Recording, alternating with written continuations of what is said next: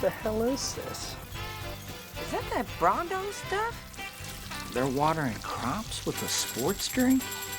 Hey, what's going on?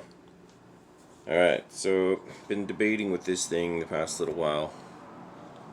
I kind of wasn't digging these, like, not a big fan of these rock lizards. They're nice and all, they're soft, they're squishy, but I don't think it was going to work for this Fury road rig, so I kind of went like this. I wanted some monster truck wheels, so I got some of those Enjoyer again, because they're cheap, and they're awesome, they just look alright. But I was starting to question, I was honestly hoping that these guys, because I want some brass on here, I want these little skulls. I think these look awesome when they're white. And then I was like, I wonder.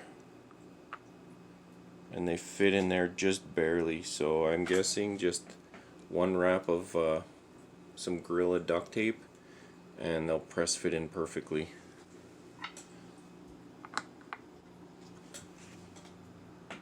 Yeah. Sweet. But this is kind of the idea that I'm going for. Is this Fury Road style, I guess Bugatti, with a massive engine sitting out front. This is just a mock-up Lego model, as you can see. It's pretty funny. But I'm gonna get a 3D resin printed one. There's a couple on eBay that I'm still not sure which one I want. I think I want the 572 twin turbo. It sits low, so it's gonna be low and wide, which is nice. I got this here in Jora, high torque servo. Got it for 55 bucks. That's incredibly cheap. Like that Kanga axe, I got two mofos. It came to 180 bucks to get to my door, so I was like, I don't think I can do that again. That's just too much. It's kind of ludicrous price, if you ask me. So I tried one of these. From everything I've read, they seem pretty legit, so I'm guessing it's very, very similar to the mofo. Just gonna have to dial down the turning on this, because this is crazy, even though I do have extensions in there. So I'll have to take it to somewhere around there, which is still better than stock. I think stock is something like that. It's not that much. But I'm also thinking I'm going to need more room up front, so I'm probably going to have to put this onto a Gladiator length chassis. Or, sorry, it is on Gladiator right now. I think I'm going to have to get some, like, JLU links, something like that, and put them up front, like the rears on the front here, and kind of extend it out just a little bit more. Because this, I thought it'd be good. It's getting pretty close to the back here, but just the way the shocks sit, yeah, the shocks end up sitting right back here. You can kind of see a little bit, like that's about as far back as they can go.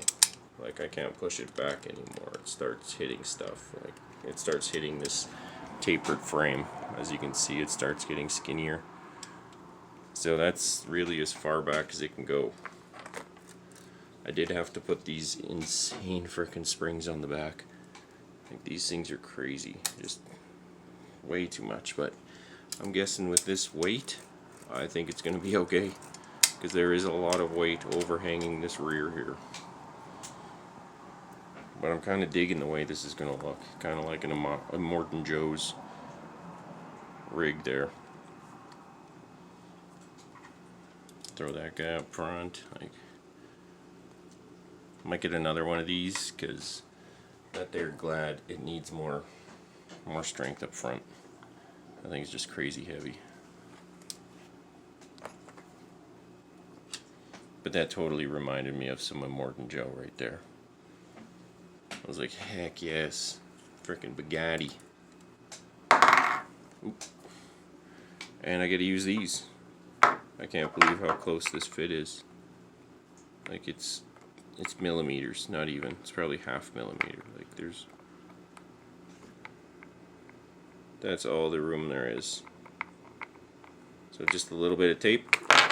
Boom. Add some weight down low. And I found with these wheels, actually I'll show you, it's right quick, really easy. Alright, so here's another one. These things just pop apart really simply.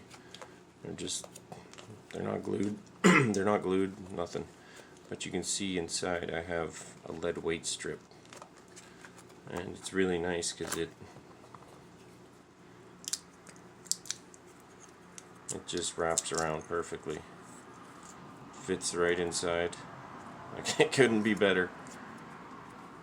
And now this thing is probably 40 grams. We'll find out.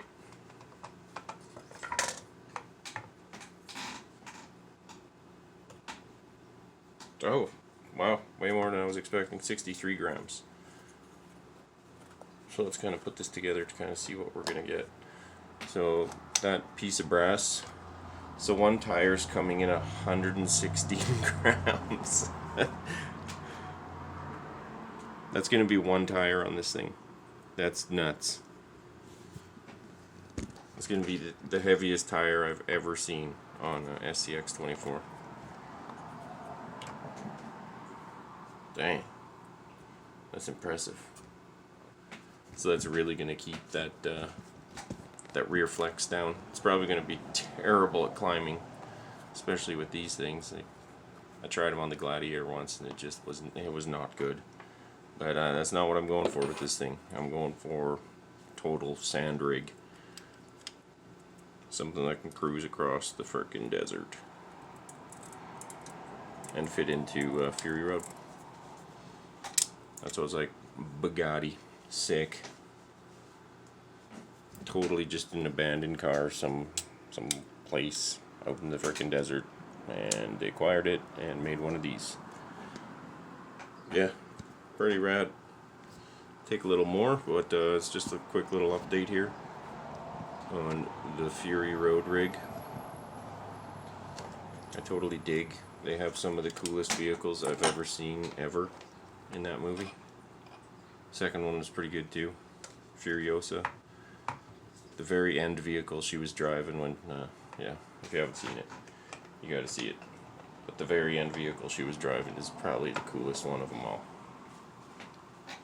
But there you go. It's gonna be a crazy, crazy rig once it's done.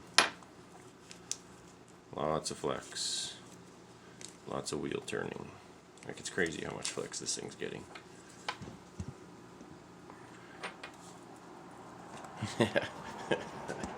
Gnarly, man. Totally gnarly. Good times. Anyway, later. And tomorrow night looks even more better. Word is that Beef Supreme himself might come out of retirement.